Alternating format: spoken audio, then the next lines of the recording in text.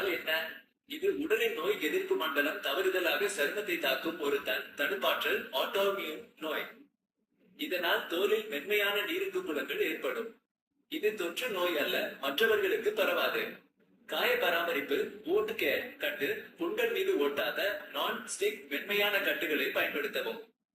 சுத்தம் கிருமிநாசினி திரவம் கொண்டு மென்மையாக துடைக்கவும்.